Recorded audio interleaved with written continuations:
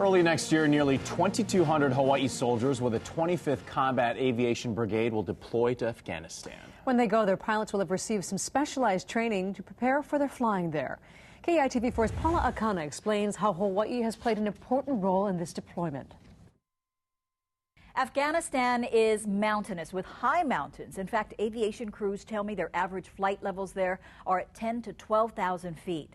Pilots were sent to Colorado to do training in the high altitude at an estimated cost of about $8 million. But they recently finished another round of pilot training right here in Hawaii. Potentially a lifesaver.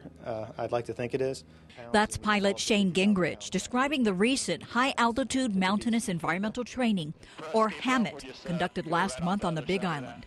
It involves pilots flying UH-60s and CH-47s, practicing takeoff and landings and high-altitude flying at Mauna Kea and Mauna Loa.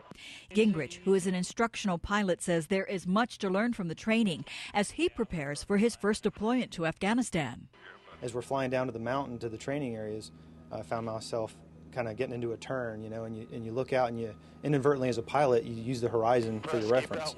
And I found myself, I kept getting into a turn and I'd look out there and I realized, hey, it's the mountainside. It pretty much just helps newer aviators also to realize that at high altitudes, the aircraft doesn't respond as quickly and doesn't have the same amount of power it does at sea level. So it's really helpful. Pilot Clyde Pelekai received his training in Colorado. He returned in August from Afghanistan as part of the Hawaii Army National Guard and says the high-altitude training works. It was a good experience, being able to grab the training that we received and actually applying it to our real-life missions it really helped a lot in keeping everybody safe, the aircraft safe, and just bringing everybody back home safely to their families. Now, in order to be able to do the HAMMET training here, the Army spent a year and a half working with the state and conducting environmental assessments.